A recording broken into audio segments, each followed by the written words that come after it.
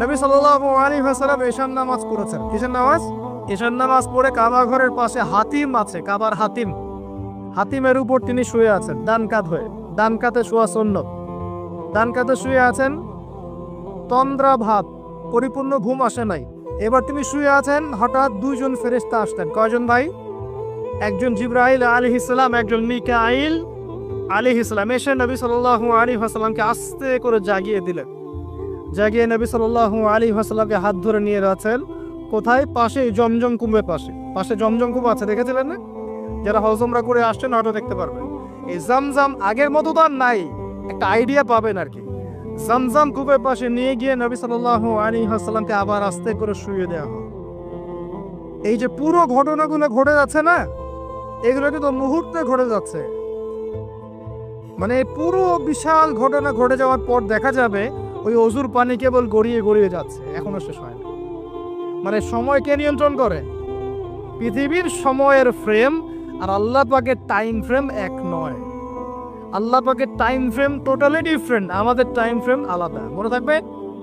এখানে কিন্তু অনেক নাস্তিক অনেক প্রশ্ন করতে পারে।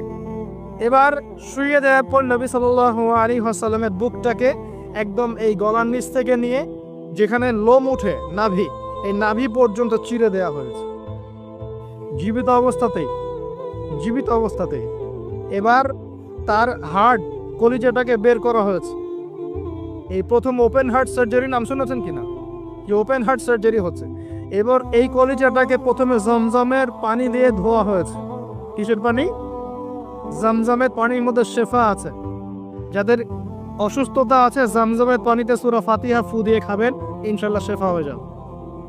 ইনশাআল্লাহ শেফা হবে। জমজমের পানিতে ধোয়ার পরে এর এই কলবটাকে, কলিজাটাকে ঈমান এবং হিকমতে পূর্ণ একটা পেয়ালা দিয়ে ধুয়ে দেওয়া হয়েছে। একটা পেয়ালার মধ্যে ঈমান নিয়ে আসা হয়েছিল এবং হিকমা, প্রজ্ঞা নিয়ে আসা হয়েছে। এটা রাখার পরে ঈমান প্রজ্ঞা দিয়ে ঢেলে এই পুরো জায়গাটা বন্ধ করে দেওয়া হচ্ছে। কি রূপকথা মনে হচ্ছে? আমরা যে নিঃশ্বাস নিচ্ছি এটাই কি আল্লাহর অলৌকিকত্ব না? এই যে হার্ট আমাদের পাম্প করতেছে, যখন আমরা ছোট বাচ্চা ছিলাম ওই সময় থেকে নিয়ে এখন পর্যন্ত পাম্প করছে। 1 সেকেন্ডের জন্য কি থেমে গিয়েছিল? এটাই তো অলৌকিকত্ব। যে আল্লাহ আমাদেরকে বাঁচায় রাখতে পারেন, সে আল্লাহর পক্ষে এগুলো করা কি অসম্ভব কিছু?